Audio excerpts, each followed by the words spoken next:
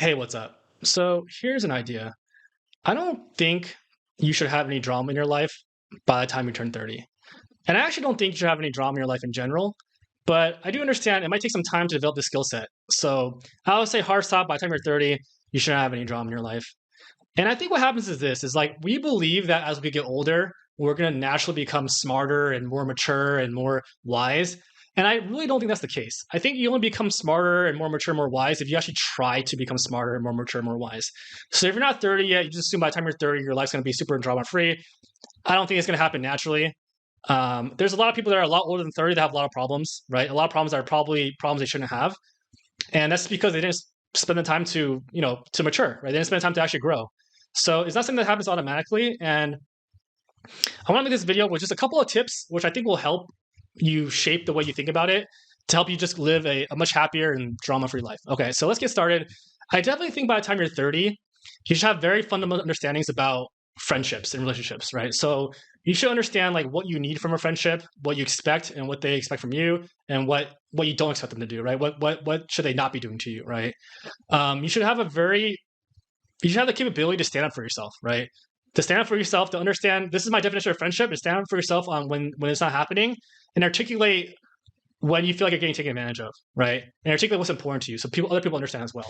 So what could happen is maybe there's an imbalance in the friendship or relationship and someone's, taking more than they're giving and maybe they don't know it. So can you articulate it so they know? Because if you don't articulate it, the basic what's going to happen is you're going to feel slighted, you're going to be upset all the time, and you're going to be like unhappy in here, and then they have no idea what's going on. This could go on for a number of years, and maybe one day you'll blow up or whatever. But the idea is to try to skip that those years of where you're just grinding in your head, right? So you have to be able to articulate what's important to you, and then when something's not fair to you, can you set the boundaries to stop people, give some space, or just cut people out entirely, right? And I don't mean this for just friendships. This could be anybody. This could be your best friend, your lover, your parents, your family, right? It could be anyone. But the idea is you shouldn't spend any sort of mental energy on people that aren't giving you, reciprocating what you need, right? What you're giving them. And if you don't make any changes, then it's gonna happen forever. Like you could have a problem with your parents or your brother or your sister, and it happens when you're 20, and it's going to keep happening until you're 70, right? It's not going to change unless you change something about it. So unless you want to live your whole life where you're just having the same problem, then you have to do something about it now. All right. So I want to kind of emphasize the importance of where you spend your mental energy, because if you have these problems with people that are, I would assume they're not really in your kind of your life goal, right? I feel like you should have some life goals, and all your thoughts and all your energy should be spent accomplishing this goal, right? If you're spending all your energy on something else that's very insignificant to your goal, then you're just wasting your time, you're getting distracted, and you're just wasting your energy. And if you spend a lot of time thinking about something negative, it's going to attract other negative thoughts.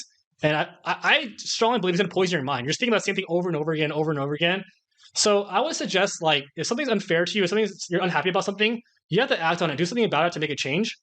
Either cut people out or explain to them what's happening, or make some sort of effort to change it. And if it doesn't change, then just let go, right? Just cut them out. Because if you don't act on something and you're just thinking in your head like all the time, like, oh, I should have done this, wish I did that, thinking about the past, thinking about what you can do in the future, like you're not really quite present all the time, and you can't be spending your energy on that. And I think a lot of people live like that, where they're just spending their energy, on something very insignificant, and they're not looking at the big picture. So I would recommend just really focusing on where you spend your energy, right? And another important factor that everyone should do is just spend some time understanding yourself, right? Kind of slow things down and just try to reflect on your own thoughts and your own actions, right?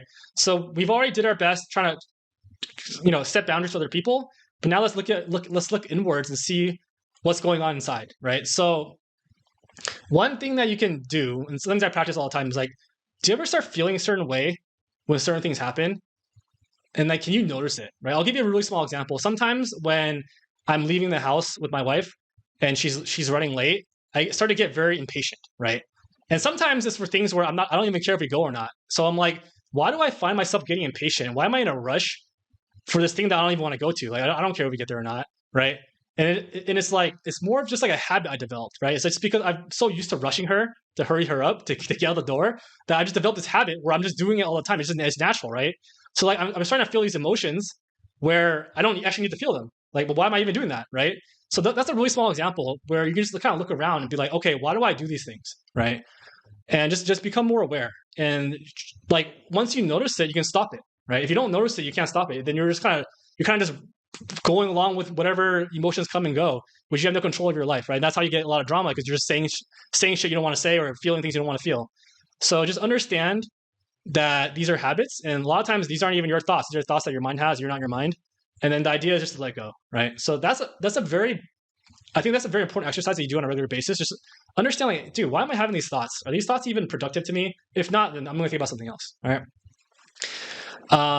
And the next thing I think is like practice not letting anything affect you, right? So you can just decide, hey, I don't want to have any problems in my life, right? I don't want to be I want to be drama free. I don't want to deal with anything. I just want to be happy, and you can just do that. You can just be happy, right? Oh, there's something that's upsetting you. You can just decide that doesn't upset you anymore. Just change your frame of reference, right? Like I'll give you an example. Like I was talking to my friend a couple months ago, and he was telling me how he gets mad at work because some client or someone yells at him, and I'm just like, why do you get mad? He's like I just get like you don't get mad when you get yelled at. I'm just like I get yelled at work a decent amount. I never get mad, right? And then I'm just like, so you can't let your emotions control you. You can just decide not to get mad, right? It's something that you actually can control, right? It's really that simple. If I don't get mad, I just don't get mad. Yeah, so it's within control. I feel like sometimes people when they do get mad, they're like, oh, I can't control it. I think it's in your control. You can definitely control it. Another example I'll give you is like, so for me personally, like recently I've been trying to get paid from someone at work. Like I've been trying to get money from someone, and then like I just get frustrated that like I keep getting a runaround. And then one day I was just like, oh, why am I spending this time trying to get this payment? Like I could just delegate to someone else to have them do it, and then I won't get mad about it. And then that was it. Basically that's what I did. So I just kind of changed my frame of reference and just like I don't have to be in the day to day to do this, and I can kind of pass it on to someone else to help me with.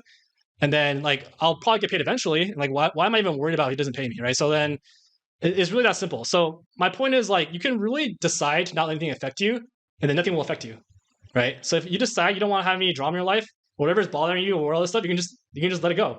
Like just it's fine, right? So yeah, so I would say practice these things. It's actually really easy to do, and this is how you become drama free. All right, see you next video. Thanks.